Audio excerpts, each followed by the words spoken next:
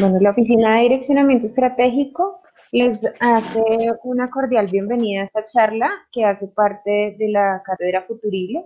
El día de hoy nos acompaña el doctor Manuel Aria Moreira. Él es catedrático en didáctica y organización escolar, es experto en tecnologías educativas, se desempeña actualmente y ha desempeñado cargos como director académico del Master Official Education and TIC. Ha sido subdirector de títulos de modalidad online de la Escuela de Doctorado y Estudios de Posgrado de la Universidad de La Laguna. Ha sido director del programa de doctorado en educación de la Universidad de La Laguna. Ha sido presidente de la Asociación Científica de Red Universitaria de Tecnología Educativa. Y actualmente nos va a acompañar con la charla Las tecnologías digitales en la enseñanza universitaria, tendencias y retos actuales. El doctor Aria es doctor en Pedagogía por la Universidad de La Laguna y es licenciado en Filosofía y Ciencias de la Educación por la Universidad Santiago de Compostela. Entonces, doctor Aria, le doy una cordial bienvenida a esta charla. Le agradezco mucho el haber podido contar con su participación para esta intervención bastante propicia para la universidad, teniendo en cuenta el horizonte que queremos formar de cara al 2035. Entonces, le doy la palabra para que demos inicio con la conferencia. Muy bien, pues muchas gracias, Natalie. Y agradecer, evidentemente, en primer lugar a la Cátedra Futuribles, ¿no? De tener la oportunidad de estar con todos ustedes. Estoy hablando desde las Islas Canarias. Aquí son las 19 horas, las 19:06. Supongo que ahí es las 14 horas. Por tanto, buenas tardes, ¿no? Voy a intentar, para comenzar la disertación, voy a intentar compartir la pantalla, espero que me funcione bien. Siempre estas cuestiones son un poquito complejas rogaría que me confirmen si ya ven la primera presentación. Natalie, ¿me puedes confirmar que ya es visible? Aún no. Aún no, vale. Siempre, vamos a ver, aquí me falta esto. Vamos a ver. Tampoco. Venga, ¿puedes Perfecto, ya la confirmarme? puedo ver. Ahora Ya sí. estoy. Bueno, pues como han comentado, voy a comenzar la disertación. Intentaré hablar 40-45 minutos, pero no pasarme. El tema que me han sugerido es eso, hablar de algún modo lo que supone la incorporación de las TIC, de las tecnologías de la información y comunicación a la educación superior y sobre todo plantear cuáles serían los grandes retos, tendencias por donde se está avanzando, ¿no?, en esta línea. Como les decía, estoy hablando desde las Islas Canarias. Yo quisiera que ubicaran al menos geográficamente que me encuentro eso, en un archipiélago que está a medio camino entre Europa, América y al lado de África. Simplemente situarme, ¿no? En la presentación, Natalie comentó que, bueno, una serie de cargos que ocupo, pero yo quisiera destacar uno que es quizás el que me ocupa más tiempo, que soy el director de un grupo de investigación que desde hace casi 20 años llevamos trabajando todo el tema de las tecnologías, las nuevas tecnologías digitales específicamente y aplicadas a la educación, no solo en el ámbito universitario, sino también en otros niveles educativos, desde la educación primaria, secundaria y todo eso, ¿no? Entonces, me gustaría eso, que tomaran conciencia de que soy una persona, un investigador de toda esta problemática que rodea al uso educativo de las tecnologías digitales. Bueno, voy a entrar ya en materia. Antes de hablar de esas posibles aplicaciones de las TIC, de las tecnologías en la universidad, en la educación universitaria, me gustaría contextualizar dónde nos encontramos, saber un poco el panorama o el contexto sociocultural en que nos movemos y que de algún modo son el que debe marcar las líneas de estas tendencias futuras. Bueno, una primera idea y muy rápida. Las personas que ya tenemos cierta edad, que superamos, o yo supero los 50 años, pero de los que superan ya los 40 años, fuimos de algún modo en nuestra infancia, en nuestra juventud, en nuestro tiempo universitario, fuimos formados en lo que podríamos llamar una serie de objetos culturales, como eran los libros, el televisor analógico, radio, los periódicos de papel, y que nos acompañaron, digamos, durante todo nuestro proceso de formación y de vida cotidiana, ¿no? Como digo, la cultura en papel y la cultura analógica de los discos, de la radio y de la televisión fue la que hasta ahora, de algún modo, estuvo guiándonos en esta formación cultural. Sin embargo, aproximadamente ayer casualmente saben que se cumplieron los 30 años de la aparición de la web, del World Wide Web. Ayer en distintas partes del mundo se celebró, digamos, el nacimiento de la web, no exactamente de la Internet, que esto es anterior, pero sí de la Internet que conocemos hoy en día, 30 años. Esto ha trastocado radicalmente esta cultura del papel. A la vez está hablando de que hoy en día ya no solo estamos asistiendo a la tercera revolución industrial, que es la que representó la aparición de la computadora ya a finales del siglo XX y de la Internet, y como les digo, hace 30 años, ¿no?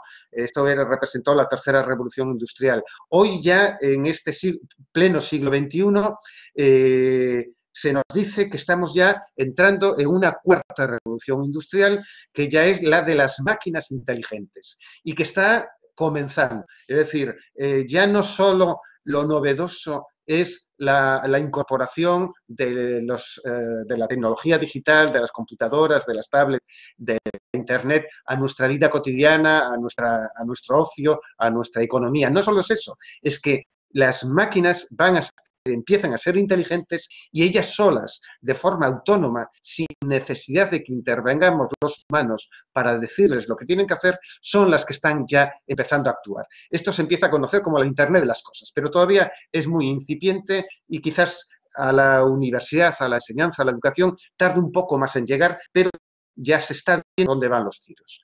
Lo que sí me gustaría destacar, y esto sí ya tiene un impacto muy directo en la educación, no solo universitaria, sino de cualquier nivel educativo, y lo vivimos, como digo, de forma diaria, como usuarios de los teléfonos inteligentes, smartphone, de las tablets, de las computadoras conectadas, es que ya nuestra cultura no solo se nutre, como decía antes, del papel, de los periódicos, de las novelas, de los libros, de las radios, sino que nos vehiculamos con otras personas, nos relacionamos a través de las redes sociales, obtenemos información a través del ecosistema de la Internet, obtenemos y consumimos, digamos, cultura, en definitiva, en eso que pudiéramos llamar ese nuevo, el ciberespacio, ¿no? Que, como digo, representa todo un ecosistema que nos nutre a los adultos, a los universitarios, pero lógicamente cada vez y en mayor medida también a los niños y jóvenes. Insisto en la palabra jóvenes, porque en definitiva los jóvenes son, digamos, el elemento clave, nuestros clientes de algún modo de los estudios universitarios. Para sintetizar brevemente este contexto sociocultural nuevo que han traído o están impulsando las tecnologías digitales. Una es que vivimos en un mundo globalizado, esto es, ya todo el mundo es consciente de ello, y esto a nivel de universidades, y esto es importante, significa que cualquier estudiante, cualquier joven, desde cualquier parte del mundo, a través de la Internet, puede estar cursando estudios universitarios de otras universidades, ubicadas en distintas geografías. Y esto, evidentemente, trae un mayor nivel de competitividad entre los centros de educación superior. Hasta hace poco, prácticamente a las universidades asistía presencialmente el alumnado que teníamos geográficamente próximo, cercano. Era, por decirlo de algún modo, un alumnado cautivo, ¿no? Porque solo podía acceder a la universidad que tenía, como digo, de mayor cercanía geográfica. Hoy en día, al contrario, sobre todo para los estudios de posgrado, hay mayor competitividad, ya que cualquier persona, mediante su computadora, puede conectarse y cursar estudios de otras universidades del mundo. Por eso, el tema de un mundo globalizado y cómo nos afecta a las universidades.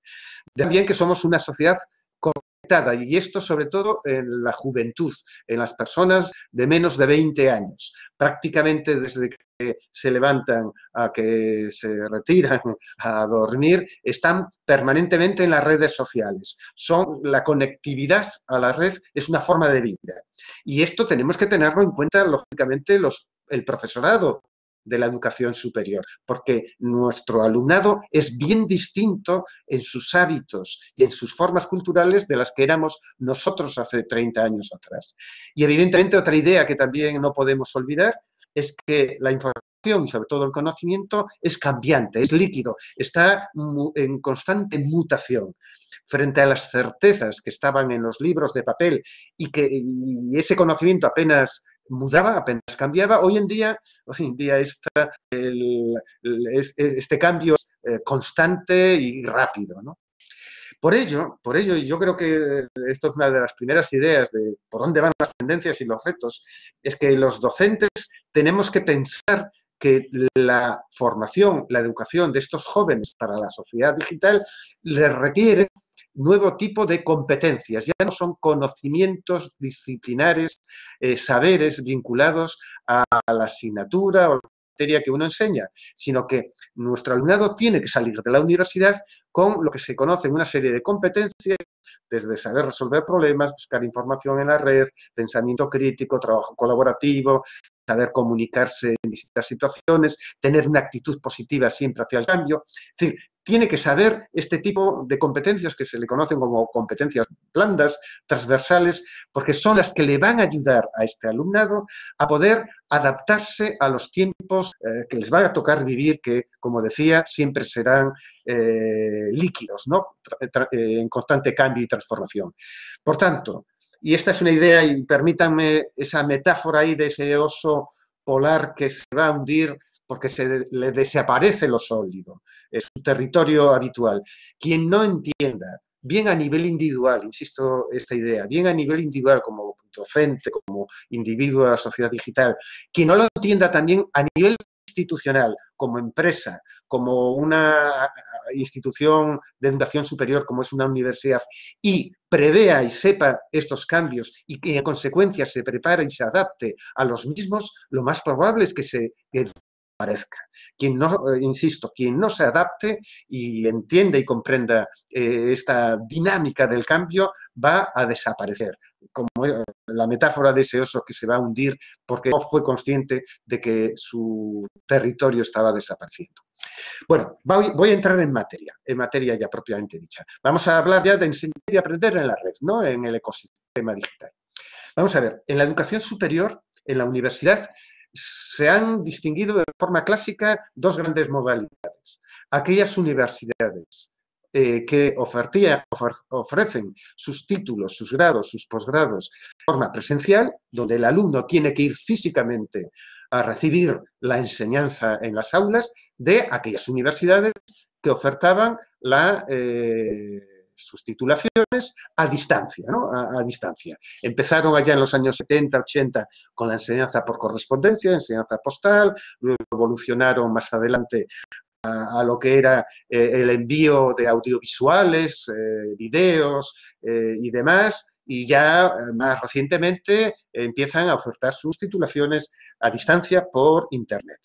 Sin embargo, ya lo que voy a plantearles es que se está difuminando esta separación nítida entre lo presencial y lo a distancia, se está difuminando y podríamos hablar entonces de tres formas de integrar Internet en la educación superior. Una de ellas, que es la más habitual, la que muchas universidades presenciales están realizando, consiste en que siguen haciendo enseñanza presencial, es decir, siguen ofertando sus titulaciones de sus asignaturas en aulas físicas, donde va el profesor o profesora a dar clase, pero empiezan a contar con un pequeño recurso que está online, un aula virtual que puede estar en Moodle, en cualquier otro entorno, ¿no? Pero lo importante sigue siendo dar clase en espacios físicos, apoyado, añadiendo quizás como complemento un aula virtual. Otra modalidad, y que voy a retomarlo después, es aquella forma donde se entremezcla se hace como una combinación entre tiempos académicos desarrollados presencialmente en el aula física, pero también tiempo académico, enseñanzas desarrolladas en el entorno virtual. Esto se conoce como blended learning o modelo de enseñanza semipresencial. Y el tercero es, lógicamente, como apuntaba antes, ya lo que es plenamente educación a distancia, apoyada totalmente ya, no por aquello de la enseñanza por correspondencia o de los videotapes, sino totalmente hacer enseñanza online, en línea, apoyada a través de los recursos de Internet, aulas virtuales, videoconferencias, etcétera. Bueno, planteado esas tres modalidades que son las que se están desarrollando en casi todas las universidades del planeta, vamos a centrarnos, como me pedían para la videoconferencia, en nuevas tendencias, nuevas tendencias. Bueno, sobre las nuevas tendencias en educación superior, aproximadamente desde hace 10 años, y les pongo ahí las portadas de distintos informes, en Estados Unidos suele publicarse, a lo mejor ya lo conocen, ¿no? Pero les voy a conocer lo que se conoce como el informe Horizon. El Horizon Report, ¿no?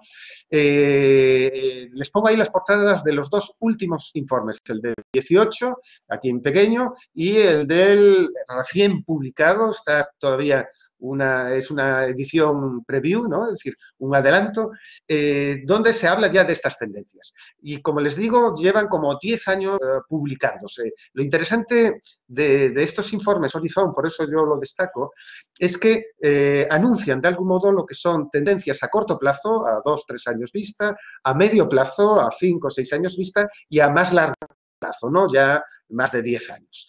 Básicamente, y estoy haciendo como una síntesis de los últimos informes Horizon y que prácticamente coinciden todos los expertos a nivel mundial, las nuevas tendencias en uso de la tecnología en la educación superior pasan por ese abanico ahí que yo les pongo de conceptos, ¿no? Desde el flipped classroom, el aprendizaje mezclado, el blended learning, que les apunté antes, el los MOOC. Bueno, ahí hay un conjunto de temáticas, de enfoques, que voy ahora a nombrar, digamos, los más destacados, para no detener mucho. Bueno, el primero de ellos, y seguro que estoy convencido de que ya habrán oído hablar de ellos, son los MOOCs, como ya aparece, los masivos online courses, ¿no? Es decir, los cursos masivos abiertos, ofrecidos gratuitamente, abiertos, en línea, ¿no? Sobre esto, en estos últimos 3 o 4 años ha crecido una enorme cantidad de oferta, al menos en el contexto español, europeo y, por supuesto, norteamericano. Han crecido cantidad de oferta de estos cursos. Vuelvo a insistir, la idea, son cursos masivos, gratuitos y que se ofertan online, evidentemente, desde las universidades. Responderían a lo que pudiéramos llamar educación no formal. Es decir, los MOOC no están vinculados a titulaciones oficiales, de grado o de posgrado. Puede ocurrir, pero la mayor parte de los MOOC son cursos que uno cursa de forma voluntaria, ¿no? Voluntaria. Y se suele caracterizar, y ahí tienen esa diapositiva, por un MOOC consiste en que graban, hay materiales de estudio donde se empaqueta el contenido, ¿no? En formato textos, pero fundamentalmente en vídeos, videoclips o videolecciones que empaquetan el contenido. A la vez hay mucha comunicación asíncrona, es decir, a través de los foros o del correo electrónico, a veces de redes sociales tipo Twitter, Facebook, etc. Puede haber de vez en cuando comunicación síncrona con alguna videoconferencia, como la que estamos haciendo ahora, y siempre se caracteriza porque se llegan a una serie de conclusiones o se pide algún tipo de producto que tiene que elaborar, entregar los estudiantes. Y eso hace que se pueda certificar ese curso. Como les digo, los MOOC están con mucha potencia. De hecho, aquí en España, al menos, las universidades competimos por hacer oferta de MOOCs de calidad que atraigan a mucha gente. Se matriculan 2.000, 3.000, 5.000 personas, etcétera. Para los MOOC hay distintas plataformas, ¿no? Unas a nivel internacional, como Coursera, edX, Academia Khan, bueno, algunas son muy conocidas. Otras en lengua española destacaría la plataforma Miriada X, que aglutina a muchas universidades latinoamericanas. Mi universidad, yo he organizado y desarrollado algún curso MOOC en esta plataforma, otras son Unimook, etcétera, hay varias. Si ustedes buscan en Internet, en algún buscador, Google, Bing, etcétera, fácilmente los localizarán. Otra modalidad que no es el MOOC, pero se asemeja en parte a eso, son los seminarios virtuales. Creo que esta actividad que estamos ahora teniendo, que organiza la Cátedra Futuribles, es una especie de seminario virtual o webinar, que son eso, una especie de actividad formativa puntual, que puede ser una sesión, puede ser una semana más corta de duración, y también basa fundamentalmente en la videoconferencia, donde un experto o expertos debaten o presentan ideas básicas sobre una temática concreta. Yo lo utilizo mucho desde el grupo de investigación al que apunté antes, el grupo al que yo pertenezco. Organizamos de vez en cuando algún webinar, porque nos permite eso, poner en colaboración durante unas sesiones a expertos que están en distintos países a través de videoconferencia y una audiencia, evidentemente, donde podemos debatir con esa persona o personas. Otro concepto que también se está, digamos, desarrollando y vuelvo a insistir en el contexto español con mucho énfasis, es el concepto de Flipped Classroom o aula al revés. No sé si lo conocen, pero básicamente la idea es darle la vuelta, ¿no? Por eso a lo que es la enseñanza tradicional, darle la vuelta al aula, ¿no? Es decir, si en la enseñanza tradicional presencial, esto es, digamos, una variante de la enseñanza presencial, ¿no? En el sentido de que si la enseñanza presencial habitual en clase, en el contexto de aula, uno, profesor, se dedica a exponer contenidos y el alumnado a recibir apuntes o a anotarlo, y el alumnado luego fuera de clase lo que se dedica es a realizar posibles tareas o a estudiar esos contenidos, la idea es que en el modelo Flipped Classroom o clase al revés, el profesor de algún modo empaquete en vídeos, haga videolecciones que las pone en un entorno virtual y el alumnado estudia ese contenido fuera del aula, no lo recibe dentro del aula presencial. Si ocurre así, entonces el tiempo de actividad presencial entre estudiantes y profesor es para no recibir contenido, sino para realizar tareas o trabajos de clase. Vuelvo a insistir, yo también la llevo probando hace varios años con mis asignaturas universitarias. Yo ya he dejado de dar clase magistral en situaciones presenciales porque mi alumnado tiene ya los videoclips que he grabado de las distintas unidades o lecciones de estudio. Esas las ve, como les digo, en el entorno virtual que tengo de la asignatura ya preparada, las estudia, y en clase nos dedicamos fundamentalmente al desarrollo de tareas, de proyectos de trabajo. Otro concepto, otra tendencia, es la que se conoce en siglas anglosajonas, en inglés, el Beyond, ¿no? Es decir, lleva tu dispositivo a clase. ¿Esto qué quiere decir? Básicamente, es que como prácticamente todos los jóvenes, el alumnado tiene su propia tablet o su propia laptop o su propio smartphone y en la mayor parte de las veces conectado a la red, pues la idea es que utilicemos esa tecnología no como un problema que distraiga al alumnado en nuestras clases presenciales, sino que organicemos actividades para que el alumnado en las clases presenciales utilice su propia tecnología, utilice su propio laptop o tablet o smartphone, ¿no? Para que mientras estamos haciendo cosas, tareas, proyectos en el aula, él utilice esa tecnología para bien buscar información, publicar contenidos, desarrollar algún foro con otros compañeros, trabajar colaborativamente algún entorno online de tipo colaborativo, como los Google Doc, etcétera, etcétera. Aprovechemos, como digo, la tecnología que tiene el propio alumno para planificar, como les digo, tareas que presencialmente hacemos en el aula.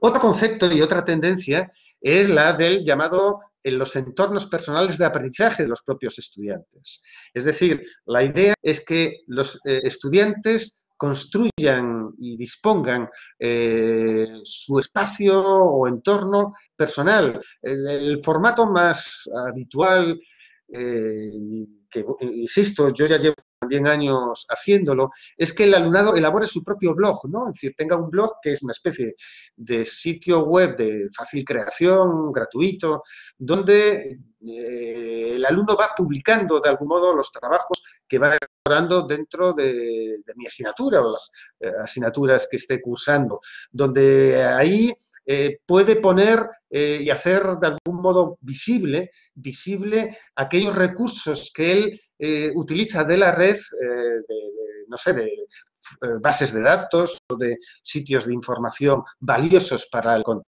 de la asignatura, ponerlos en su propio blog, en su espacio personal, poner allí también links, enlaces a expertos de la materia, a otras universidades, a otras redes sociales. Es decir, la idea es que el estudiante disponga de un espacio personal online que él va nutriendo de información y la va compartiendo en la red.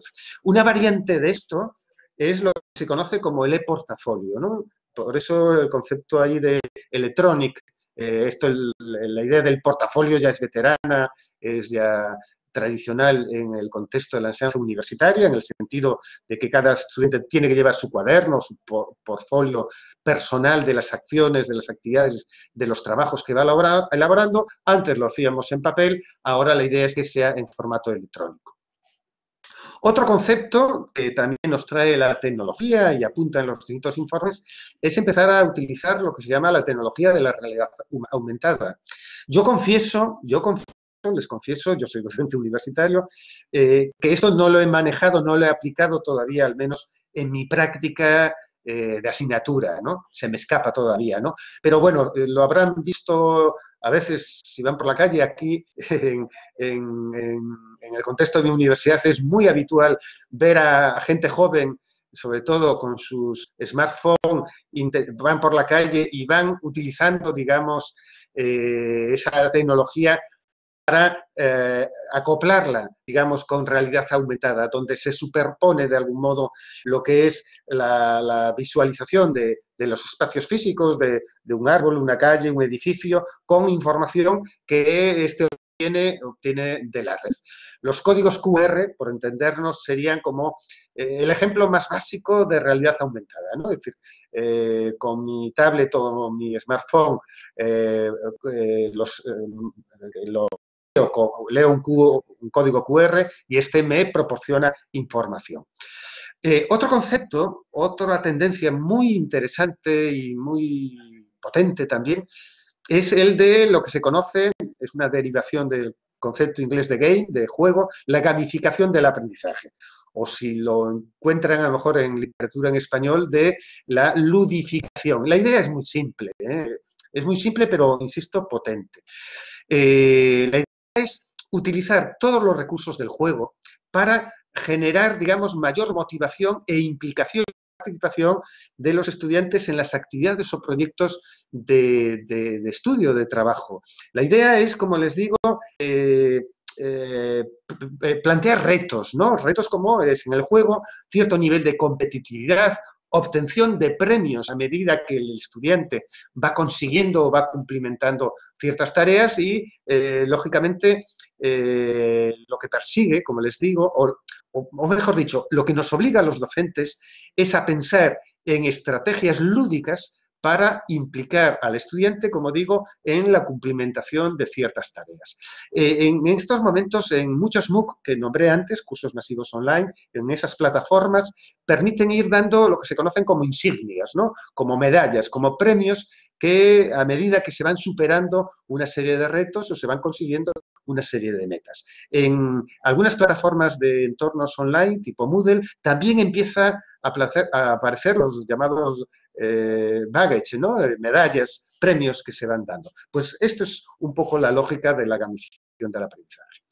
Otra tendencia, y también, esta no está todavía muy implementada, pero yo creo que a pocos años la vamos a ver de forma muy desarrollada, que es el concepto de Learning Analytics o analíticas del aprendizaje. Lo digo en pocas palabras. Es intentar utilizar el Big Data, no sé si conocen el concepto, es decir, cada usuario cuando utiliza su tecnología, cuando hace una búsqueda en Internet, cuando envía correo electrónico, cuando se inscribe y se matricula en cualquier plataforma online, va dejando huellas, va dejando un montón de datos que hace con la tecnología. Bueno, pues la idea de Learning Analytics, de forma muy simple, es que todo el conjunto de estas huellas digitales, de estos datos que el alumno hace como usuario de entornos virtuales en una universidad, porque cada vez entra en un campus virtual, en un aula online, etcétera, tiene que no solo registrarse, tiene que entrar con su nombre de usuario. Por tanto, todo eso va quedando registrado. Bueno, pues toda esa información tratada estadísticamente a través del software adecuado puede proporcionar a los docentes una información muy valiosa en modo gráfico, evolutivo, etcétera. Como digo, una información muy valiosa del comportamiento, conducta, evolución de los estudiantes en los entornos de aprendizaje que tengamos previstos. Y en consecuencia, con esa información, puede ese profesor o profesora reelaborar o dar directrices o a alumnos concretos o a grupos de estudiantes. Bueno, otra tendencia, lógicamente, es, ya casi derivada de todo lo anterior, es que estamos caminando hacia una sociedad ya de aprendizaje ubicuo, ¿no? Continuo, es lo que se conoce como el concepto de U-Learning, ¿no? Ubiquitous Learning, significa que, de algún modo, un estudiante está aprendiendo o tiene la potencialidad de aprender 24 horas, o sea, todo el día durante todos los días de la semana, 24 horas, 7 días, ¿no? Es decir, y una universidad tiene que plantearse y dar esta oportunidad de que cualquier persona, desde cualquier lugar y en cualquier momento, pueda participar, conectarse con lo que son entornos de enseñanza y aprendizaje.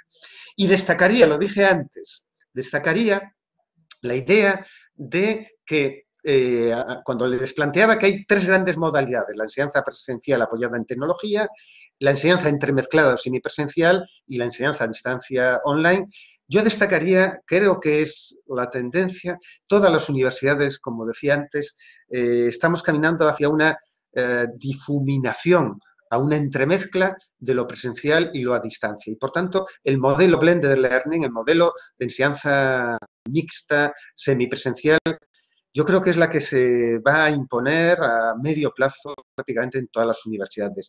Y esto significa romper a lo mejor con la rigidez actual de los horarios académicos, solo encontrarnos físicamente. Yo creo que eso, los profesores vamos a tener que trabajar más en entornos, vamos a ser como diseñadores de entornos de aprendizaje online que les permitan a los estudiantes estar esas 24 horas, 7 días a la semana, conectarse con el entorno virtual de nuestra asignatura y vernos e encontrarnos físicamente en el aula cuando sea necesario en función de proyectos, de tareas, de retos.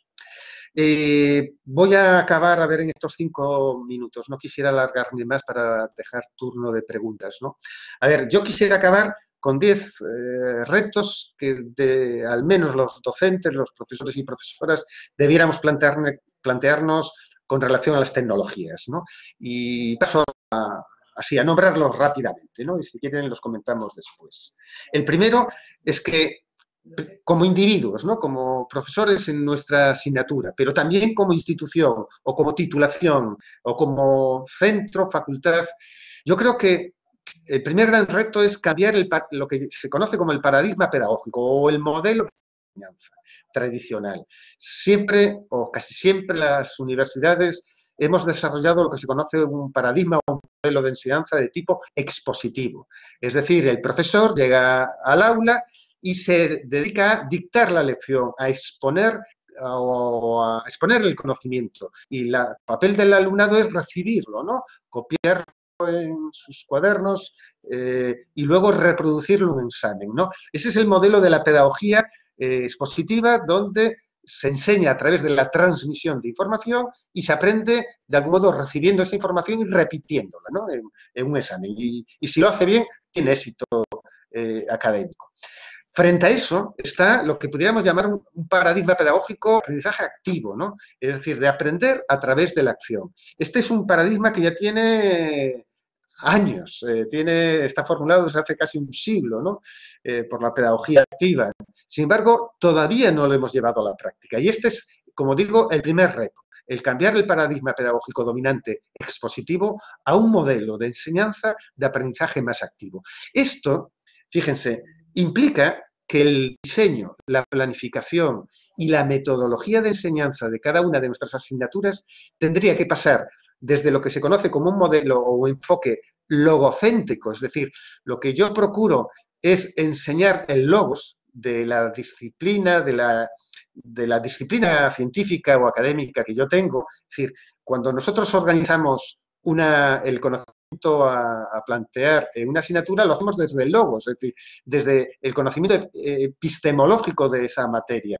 Y lo pensamos en temas, lecciones, unidades de estudio. Bueno, y organizamos así nuestra enseñanza. Y organizamos así también nuestras actividades virtuales. Bueno, pues pegar el salto a hacerlo desde un enfoque más paidocéntrico, donde el estudiante, el alumno, sea el centro de lo que yo tengo que enseñar. Y no necesariamente tengo que seguir la estructura epistemológica de la disciplina, los temas que marca el conocimiento científico, sino que tengo que adaptar ese conocimiento y planteárselo, ¿cómo diría?, hacerlo visible a los estudiantes a través de actividades, a través de tareas. Este es complejo, porque exige un esfuerzo de diseño didáctico distinto al que hacemos habitualmente. Este, como les digo, es el primer reto, cambiar el paradigma pedagógico. El segundo, y va vinculado, lógicamente, es que las tareas, las acciones, las actividades de aprendizaje que planteemos a los estudiantes, sobre todo en los entornos virtuales, menos repetitivas, que no sean mera tipo test o de repetición del contenido recibido, sino, como les digo, más unas tareas que les plantee retos, proyectos que los estudiantes tienen que cumplimentar, tienen que aprender a través de la acción, actuando. El tercer reto, y vuelvo a insistir, y todo va como vinculado unas cosas con otras, es el implementar, el desarrollar, sea presencialmente, sea a distancia, en línea, metodologías activas para el aprendizaje. Metodologías, como les digo, que giren, y ahí hay metodologías ya consolidadas, como es el aprendizaje por proyectos, los estudios por caso, el aula al revés o flipped classroom que nombré anteriormente, los entornos personales, el aprendizaje por tareas. Como ven, hay un cúmulo, un abanico de distintos tipos de metodologías activas, pero que todas convergen en aprender a través de la acción, ¿no? Cuarto reto. Evidentemente, en esta línea tenemos que empezar a solicitarles a los estudiantes, estimularles, sean ellos los creadores de los contenidos, de los conocimientos. Como les decía antes, en el cambio de paradigma, aprender no es reproducir, repetir lo que reciben, sino plantearles problemas, proyectos, retos, para que ellos construyan las respuestas. Es decir, que hagan o generen y sean creadores de contenidos, en este caso, a través de tecnologías online, digitales, en formato de hipertextos, de podcast, de animaciones, de videoclips, de líneas de tiempo digitales, de murales. Como ven, hay unas posibilidades tremendas. Otro reto, pero esto es prácticamente lo mismo que le pedía antes a los estudiantes, también los docentes, también los profesores, evidentemente tenemos, y este es un reto relevante, es ser creadores, saber diseñar, elaborar materiales didácticos digitales y que estén ofertados de tipo open, ¿no? De formato abierto. Esto, fíjense lo que estoy planteándoles, es dejar de dictar apuntes o de preparar manuales solo textuales para la lectura de mis estudiantes, a ser creadores, como digo, de material multimedia que pueda poner en entornos virtuales y hacerlos más atractivos, más interactivos, más flexibles, y más audiovisuales, en definitiva, ¿no? Es un reto importante y esto implicará, que lo voy a comentar, también un cambio de los roles de las funciones docentes.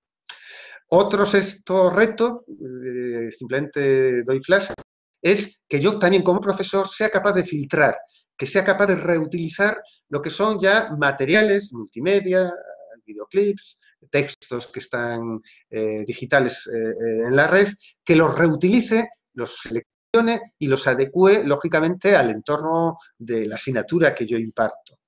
Un séptimo reto, como docentes, es que fomentemos, estimulemos lo que es el trabajo colaborativo de nuestros estudiantes en la red, ¿no? En la comunicación social.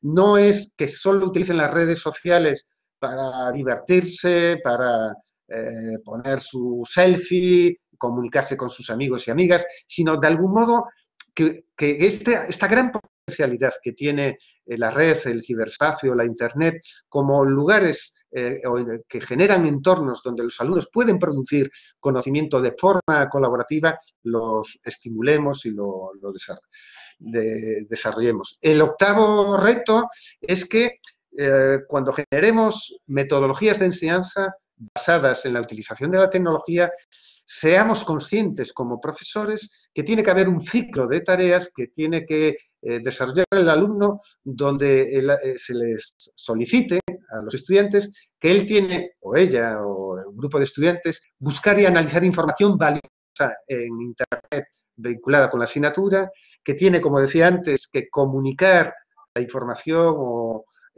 y trabajar colaborativamente para crearla, y lógicamente tiene que saber, como digo, darle formato, reconstruirla, elaborarla y difundir esos contenidos que él genere en formato digital, ¿no? Voy acabando ya. Dos últimas ideas. La novena recomendación, reto docente, sería que cuando utilizamos el Internet, cuando utilicemos entornos virtuales online para la docencia, no nos quedemos encerrados en el entorno oficial tipo Moodle o plataforma o aula virtual de nuestra asignatura, sino intentemos vincular lo que hay que hacer dentro del aula virtual. Pongo Moodle porque es la que utilizo yo en mi asignatura, Blackboard, no sé si la utilizan ustedes, me da lo mismo el nombre del aula virtual, pero que salgamos de la misma y reutilicemos, como digo, todos los recursos que están en la web, en la Internet, y entremezclemos ambos entornos, ¿no? El formal, estructurado de la asignatura que lo controla el profesor, pero pedirle a los estudiantes que utilicen toda la web 2.0 porque es un entorno más abierto, informal para las actividades de aprendizaje. Y les decía que iba acabando con que todo esto a los docentes nos implica una reformulación de nuestro oficio universitario, de nuestras nuevas funciones o nuevas tareas que tenemos que asumir. Yo pongo ahí básicamente cuatro, que las nombré así muy de pasada anteriormente, pero que serían, de algún modo, que uno como profesor, cuando trabaja con las tecnologías, tiene que saber planificar didácticamente el uso de la tecnología en situaciones presenciales. ¿Recuerdan aquello que les decía de lleva tu dispositivo a clase? Pues para que, mientras estamos allí con los chicos, chicas, pues pidámosle, busca tu información de esto, dinos qué encuentras, compáralo con esto otro. Bueno, saber gestionar, como les digo, el uso de la tecnología en situaciones presenciales. Otra tarea, otro reto profesional importante es saber diseñar didácticamente y, por tanto, desarrollar entornos virtuales en la red. Evidentemente, otro reto es saber o tener la competencia docente para hacer seguimiento, tutorizar y, lógicamente, evaluar todo lo que van haciendo los estudiantes en la red. Y, como también les dije antes, otra nueva tarea profesional docente es saber no solo reutilizar, seleccionar materiales didácticos que haya en el ciberespacio, sino también saber crear objetos digitales, material didáctico multimedia digital para mis estudiantes. Concluyo, que creo que ya me paso de los 5 minutos, o de los 45 minutos. Concluyo con dos ideas. Miren, Yo creo que las universidades en estos momentos nos estamos en todas partes del mundo, supongo que ustedes también ahí en Colombia, están en este proceso de transformación digital de toda la institución. Y este proceso de transformación, de incorporación de la tecnología, tiene como tres grandes fases, ¿no? Uno primero, llamado de informatización, que seguramente sucedió en su universidad hace ya 10, 15, 20 años, ¿no? Que es incorporar simplemente computadoras a las tareas que uno ya viene haciendo. Es como, por ponerlo un ejemplo, como docentes, pasar de escribir en papel y con bolígrafo o pluma a usar las laptops para escribir. En el fondo, eso es la informatización, es decir, haz lo mismo de siempre, pero con formato pantalla, con evidentemente los avances que supone la tecnología, pero seguimos haciendo las mismas tareas, es añadir tecnología a lo que ya hacíamos. El siguiente paso ya es la digitalización, es decir, ya es hacer desaparecer prácticamente los medios analógicos para sustituirlos por servicios digitales en la propia institución o empresa. El ejemplo más claro, por ponerlo de algún modo, no sé si ustedes lo trabajan, pero en la universidad, yo creo que en todas las españolas, los estudiantes no vienen físicamente a la universidad para matricularse, no tienen que cubrir papeles de matrícula y entregarlos, todo se hace online. Mis estudiantes no tienen que venir a la universidad a coger sus calificaciones, lo consultan todo online. Mis estudiantes no tienen que ir a la biblioteca para obtener, digamos, los fondos bibliográficos, lo hacen todo online. Ahí es ese proceso de digitalización. Y estamos entrando en lo que podríamos llamar una tercera fase, que es de transformación digital. Y la transformación supone que hay que reorganizar, reinventar toda la institución. Como les decía antes, es reinventar el paradigma pedagógico, es reinventar el oficio docente, es reinventar, de algún modo, la organización del tiempo y el espacio. Y este es el gran, gran reto. Y por ello acabo en esta última transparencia de que estos retos, lo que debieran perseguir para una universidad es, evidentemente, mejorar la calidad de las aulas virtuales, de los entornos que tenemos actualmente en la enseñanza presencial. Tendríamos que reorganizar, como les digo, el tiempo académico para caminar hacia una enseñanza semipresencial, aumentar una mayor y evidente mejor oferta de educación a distancia en línea a través de oferta de nuevas titulaciones, de posgrado, de MOOCs, de webinars, etcétera. Y, lógicamente, y yo creo que este es un reto importante en este proceso de transformación digital, el reto no es solo para los individuos, para los profesores y profesoras, sino la propia institución tiene que institucionalizar esta docencia digital y eso significa generar nuevos reglamentos, generar también centros formativos, acreditar y formar al profesorado para que pueda asumir y desarrollar adecuadamente todas estas tareas. Y nada más, muchas gracias y creo que me he pasado un poquito del tiempo estipulado, pero bueno, tenemos tiempo para cualquier comentario o pregunta. Entonces, si les parece bien, yo pasaría la palabra a Natalie para que ella, pues lógicamente, empiece a formular preguntas o comentarios o lo que estime oportuno. Doctor Aria, muchísimas gracias. Tenemos dos inquietudes por el momento. La primera es, ¿con qué software o aplicaciones se están realizando las aulas virtuales que integran textos, videos e imágenes? Yo creo que hay un montón de ellas. Yo cité antes ahí la que yo manejo desde hace años y manejamos en casi todas las universidades españolas es Moodle. No sé si la conocen. Es decir, no hay nada raro o extraño. Es Moodle, otras universidades tienen Blackboard, como ustedes manejan Blackboard porque Collaborate, que es la plataforma esta que estamos utilizando de conferencia, pertenece a Blackboard. Pero vamos, hay un montón de entornos o plataformas que permiten toda la integración de textos, videos, presentaciones multimedia, etcétera. Bueno, muchas gracias. Tenemos otra. ¿Qué piensa sobre el hecho que la tecnología deshumaniza el aprendizaje? Ay, sí, sí, es un tópico, pero fíjate, yo no sé quién lo formula, pero fíjate, perdóname si te tuteo, o le trato a usted. Si hay algo humano, o sea, que es creación humana, es la tecnología. Cualquier otra cosa no es humana, pero la tecnología es nuestro producto, nuestra, ¿cómo se dice? Nuestra creación. O sea, la tecnología es un producto eminentemente humano. Por tanto, lo de deshumanizar en absoluto. Lo que sí ocurre, y ahí es lo que tenemos que destacar, es que la tecnología puede tener, digamos, usos o finalidades en su utilización que son, ¿cómo decirlo?, que tiene luces y sombras. Puede ser utilizada para la mejora de la comunicación humana. Piense en todo lo que, esto que estamos haciendo ahora es gracias a la tecnología. Yo me encuentro como a 5.000 o 6.000 kilómetros de ustedes. Y gracias a la tecnología estamos en contacto, es decir, está ayudando a la comunicación humana. O sea, la tecnología aquí es beneficiosa, pero también, evidentemente, la tecnología tiene sombras, ¿no? Y todo lo que ocurre de vigilancia, de fake news, ¿no? De noticias falsas, es decir, todo creo que está más bien dependiendo de la ética humana de las personas que manejan la tecnología. O sea, deshumaniza si quienes utilizan la tecnología tienen fines perversos. Pero para los educadores yo creo que puede tener un potencial tremendo para hacer cosas que sin ella no podríamos hacer.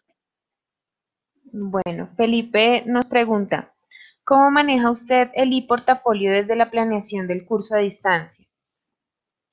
Lo comenté antes.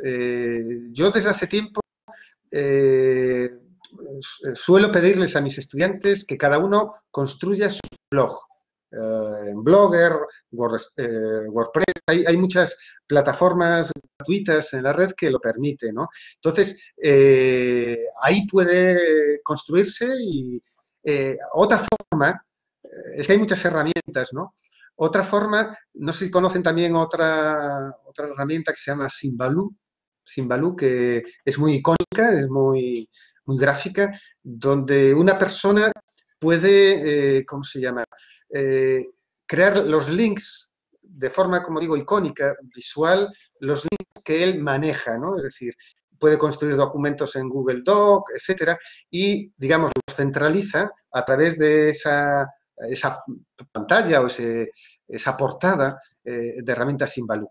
Pero, por decirlo en pocas palabras, yo creo que el formato blog es como el más fácil y ahí el estudiante pues va volcando todo lo que va produciendo y encontrando.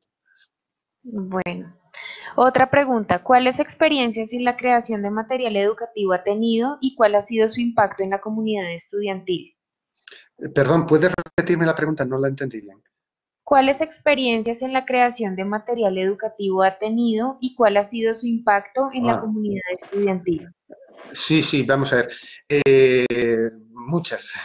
Por ejemplo, hace ya años generé lo que se llama un ebook, ¿no? Una especie de libro multimedia sobre los contenidos de mi asignatura. Ese lo hice ya hace más de 10 años, creo. Es decir, yo ya he redactado manuales universitarios en formato libro, ¿no? Los típicos libros de papel, ¿no? Y entonces, en su momento, hace ya como 10 años, aquellos manuales que yo escribía en formato muy textual, pues los trasladé y creé como una especie de libro manual más icónico, más multimedia, en formato ebook. Otro, y ha tenido un impacto tremendo, ¿no? Otro es el tema de las videolecciones. Este es quizás lo que más agradecen mis estudiantes. También desde hace 6, 7 años grabo, yo creo que lo comenté antes, grabo lo que son las lecciones magistrales que yo voy a dar, las grabo en videolecciones de 10 minutos, 15 minutos a lo sumo. Y esto con PowerPoint, etcétera, también lo hago. Tengo que en mi universidad contamos con un estudio de grabación y hacemos videolecciones así de cierta calidad. Y esto se lo publico, lo cuelgo en el entorno virtual y de este modo cada estudiante en 24 horas al día, 7 días a la semana puede verlo y consultar esas lecciones, ¿no? ¿Qué más cosas? De creación de materiales. Infografías. La infografía viene a ser como una especie de cartel, de mapa conceptual, donde es eso, como un cartel grande, sintetiza ideas o conceptos muy básicos. Esto también se agradece, pero yo creo que los dos elementos más relevantes son el manual de estudio en formato multimedia, ebook, y las videolecciones que sintetizan también esos contenidos. Podría hablar más, pero yo creo que destacaría esto. Bien, muchas gracias. Desde la Vicerrectoría Académica nos hacen una solicitud para unos comentarios particulares sobre el componente de evaluación. ¿Cómo adaptamos la institución a estos cambios? ¿Se va a evaluar por procesos? ¿Qué se debe cambiar? Sí, a ver, el paradigma pedagógico o la metodología de enseñanza, cada una de ellas tiene un modelo de evaluación. Si pensamos en el paradigma más tradicional, más expositivo, más de transmisión de información, la evaluación normalmente es finalista, ¿no? Es a través de algún tipo de prueba, de examen normalmente, donde se controla la capacidad que tiene el estudiante para reproducir el contenido que fue explicado o presentado. Si utilizamos y cambiamos de paradigma o de metodología de enseñanza y trabajamos por proyectos, por tareas, como es la que yo llevo desarrollando hace tiempo, la evaluación no puede ser finalista, no puede ser a través de un examen, sino es una evaluación continuada o continua a través de procesos. Es decir, mis estudiantes, yo lo que planteo es siempre que una secuencia de tareas que tienen que ir cumplimentando a lo largo del cuatrimestre y de cada una de ellas tienen que entregar un producto. Y mi labor es ir evaluando y revisando ese producto. Por tanto, la evaluación es final, digamos, de algún modo, es consecuencia de estos productos intermedios que van entregando y yo voy revisando de modo continuado. Perfecto. Tenemos una particular en relación a la protección de propiedad intelectual y derechos de autor. ¿Existe alguna regulación particular en torno a estas temáticas en las aulas virtuales que se aplican para toda la educación a distancia? Sí, sí, cuando hablo de aulas virtuales no solo me refiero a educación a distancia, yo también utilizo aulas virtuales en la enseñanza presencial. Les hablé antes que cada vez caminamos hacia una mezcla, hacia una difusión entre lo presencial y lo a distancia, y yo utilizo entornos virtuales en la enseñanza presencial, y eso es el blended, la enseñanza semipresencial. Sobre los derechos de autor, claro que existe, y aquí en España está muy controlado. Vamos a ver, en primer lugar, no se puede incorporar eh, vídeos, películas, libros, cualquier obra que tenga derechos de autor cerrados, privados, copyright, a menos que la universidad haya comprado sus derechos. Es decir, yo no puedo, como profesor, en mi aula virtual, agarrar cualquier libro electrónico que esté por ahí y ponerlo a disposición de mis alumnos. Eso es hacer trampa, o sea, tiene que tener derechos de autor. Y por otro lado, en mi universidad, cuando yo como profesor genero, construyo un producto propio, como decía antes, un ebook o una videolección, tenemos el compromiso, los profesores, de que se publica, se hace público en formato abierto, en formato sin copyright cerrado. Lo que se garantiza es el derecho, o sea, lo que cualquier otro profesor, cualquier otra universidad puede reutilizar materiales creados por nosotros siempre y cuando, lógicamente, conserven la autoría, ¿no? Es decir, se respete el autor, pero se ofrecen, digamos, de modo gratuito. No sé si he respondido. Perfecto, vamos ya cerrando con unas preguntas finales. La Sí. concertación, la diferencia de opiniones y criterios es base para la construcción del conocimiento. Si bien el medio lo permite, la educación humanizada genera y da la oportunidad por ser directa y colectiva. ¿Este medio no afectaría la calidad del profesional? Vamos a ver, sobre esto hay mucha discusión. Yo tengo colegas, hay colegas que piensan que exclusivamente, fíjate, exclusivamente en los contextos presenciales se puede fomentar o favorecer el debate, la confrontación, el diálogo. Y no ven viable esta confrontación o este debate en entornos virtuales. esto, en mi experiencia, es relativo, como todo en la vida, ¿no? Como todo es relativo, ¿no? En el sentido de, normalmente en las clases presenciales, cuando hay 40, 50 estudiantes, en los debates presenciales solo intervienen 2, 3, 4 personas, monopolizan la palabra. El resto, los otros 40 o 40 y tantas personas están en silencio. Cuando yo organizo los debates virtuales en entornos, lo hago básicamente a través de dos vías. Una es la de los foros escritos y ahí puedo asegurar a la persona que me pregunta, aumenta, se incrementa enormemente la cantidad de alumnado que participa. Mucho alumnado en silencio en las situaciones presenciales tiene más facilidad para expresarse en estas situaciones de foro escrito, es decir, a la vez el foro escrito permite pensar la respuesta y reflexionarla antes de la inmediatez que supone la oralidad, ¿no? A la vez también en los entornos virtuales puedo favorecer lo que estamos haciendo ahora, ¿no? Es decir, mediante la videoconferencia podemos también hacer debates orales. Por tanto, yo creo que la confrontación, lo que hay que saber es gestionarla adecuadamente en los entornos presenciales, pero también gestionarla, impulsarla, estimularla también en los foros, digamos, virtuales. Con esto, lo que quiero decir es que ni una situación presencial ni a distancia es mejor ni peor, sino va a depender en gran medida, como digo, de la potencialidad que como docente pueda tener a la hora de animar y provocar ese debate. Bien, muchas gracias. Finalizamos ya con esta pregunta, doctor Aria. Nos la realiza un estudiante. ¿Cree usted posible que en carreras de las ciencias económicas sea necesario la enseñanza de algún tipo de lenguaje de programación? El estudiante nos manifiesta que hace esta pregunta teniendo en cuenta que gran parte de sus compañeros no está de acuerdo con el avance de las tecnologías a nivel empresarial.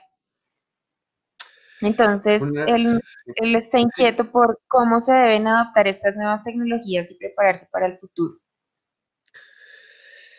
Es de económicas, fíjate. Yo creo que es que actualmente la economía se mueve gracias a la tecnología. O sea, yo creo que el ser un analfabeto tecnológico digital, es decir, desconocer cómo funciona la tecnología en cualquier campo, en la medicina, en la educación, en cualquier campo, pero en particular, como plantea en la economía, es preocupante, porque cada vez la economía es globalizada. Fíjate que antes nombré que caminamos hacia la cuarta revolución industrial, es decir, ya no la de Internet, que esa es la tercera, sino la cuarta, que es la de una sociedad, y de hecho los economistas son los que están más preocupados, porque va a ser ya una economía gestionada por máquinas, no por humanos, que es máquinas inteligentes que van tomando decisiones. De hecho, la bolsa se maneja en gran medida no por decisiones humanas, sino por máquinas inteligentes. La banca ya, no sé, yo supongo que pasará en Colombia, ¿no? Pero aquí en España, en Europa, prácticamente casi no vamos físicamente a entidades bancarias, sino todo lo gestionamos, transferencias, pagos, etcétera, a través de tecnología desde casa. Cada vez nosotros ya no cobramos en dinero físico, en monedas, en papel, sino de repente en nuestra cuenta bancaria aparece allí una cantidad ficticia, dicen que tenemos tanto dinero, ¿no? Por tanto, a mí me parece preocupante que los futuros gestores de la economía no tengan esta conciencia de que hay que dominar y controlar todos los servicios digitales, porque si no lo hacen, van a ser controlados por los mismos. Y no lo sé, si la pregunta de este estudiante, si aprender programación es una cosa distinta, pero sí hay que saber, o sea, ser alfabeto digital, y no solo para los de economía, para cualquier disciplina, y ser alfabeto para ser ciudadano digital, para que pueda, trabajar laboralmente en los entornos del ciberespacio. Y esto me parece fundamental, insisto, para cualquier profesional de cualquier campo. Bueno, muchísimas gracias. Tenemos una última inquietud y Muy está bien. relacionada con el paradigma de la clase presencial y la clase a distancia. ¿Cómo rompemos este paradigma para lograr una simbiosis entre la presencialidad y la educación virtual? Muy bien. Sí, es el concepto de enseñanza semipresencial o de híbrida, mixta o enseñanza de blended learning, que lo nombré en varias ocasiones en la charla. Es en el que yo me encuentro en estos momentos. O sea, hago educación a distancia, pero ya he dejado de dar clase completamente presencial y el desarrollo de mis actividades docentes son semipresenciales. ¿Cómo lo hacemos? Pues vamos a ver, supone una redistribución del tiempo académico. Es decir, que si para una asignatura X presencialmente tienes, no sé, 4 horas a la semana durante un cuatrimestre, pues distribuyas el tiempo, esas 4 horas, de tal modo que a lo mejor los estudiantes tienen que trabajar 2 horas en espacios online y otras 2 horas en encuentro físico. Yo con mis estudiantes lo que hago es generar, esto es importantísimo, si ese profesor o profesora no crea para la asignatura un entorno en línea virtual con los materiales de estudio, con las tareas que tienen que cumplimentar los alumnos, dándole las orientaciones adecuadas, porque ese entorno tiene que facilitar el trabajo autónomo del estudiante sin la presencia física del profesor. Por tanto, hay que generar un entorno online completo. Y esto implica que el docente tiene que invertir tiempo en crear esos materiales, hacer un diseño pedagógico, didáctico potente, ¿no?, de ese entorno. Y a la vez tiene que planificar sesiones, situaciones de encuentro físico de los estudiantes con el profesor. Normalmente, yo como hago es, mis alumnos trabajan autónomamente por tareas en el entorno online y la presentación de los productos, de los trabajos que hacen los estudiantes, lo hacen en espacios de clase presencial. Allí en clase presencial, como les digo, los alumnos exponen sus productos, los comentamos, los intercambiamos y también sirve para que yo clarifique los procesos de trabajo autónomo en la red. Por tanto, este es el reto, ¿no?, de combinar, como digo, a distancia y lo presencial, es una reorganización del tiempo académico de mi asignatura. Para poder hacerlo, no depende solo del profesor o profesora, depende que la facultad, el centro, la titulación, la institución universitaria tenga el reglamento, el apoyo que permita hacerlo. Si no lo permite, evidentemente yo no puedo ir contracorriente. Y bueno, no sé si lo he aclarado. ¿Sí, Natalie? Muchas gracias. Solo agradecerle nuevamente por su participación y a quienes como asistentes nos acompañaron con esta iniciativa que ha tenido la universidad. Sea esta también la oportunidad para extender una invitación a toda la comunidad a la semana que vamos a tener del 2 al 7 de mayo, denominada la Semana de la Prospectiva, la Investigación y la Innovación, y que adelantaremos con el acompañamiento de la Vicerrectoría de Investigación. Entonces, nuevamente agradecerle a quienes tengan inquietudes adicionales, por favor, hacerlas llegar al correo de OFDEIC Centro de Futuro y les responderemos oportunamente. La videoconferencia que acabamos de tener la vamos a tener también publicada en la página web, pues para que nos puedan hacer llegar sus inquietudes y comentarios al respecto. Muchísimas gracias. Bueno, Natalie, me despido. Entonces, agradecerte a ti en particular todas las atenciones en la preparación y planificación de esta videoconferencia. Agradecer, lógicamente, a la Vicerrectoría y a la Cátedra de Futuribles y también a todas las personas que han estado aquí presentes de una forma virtual, ¿no? Agradecer la atención y me despido, como les digo, desde las Islas Canarias, desde la Universidad de La Laguna y aquí me tienen para lo que consideren oportuno. ¿Vale? Muchas Muchísimas gracias. gracias. Hasta luego. Buen día. Buen día.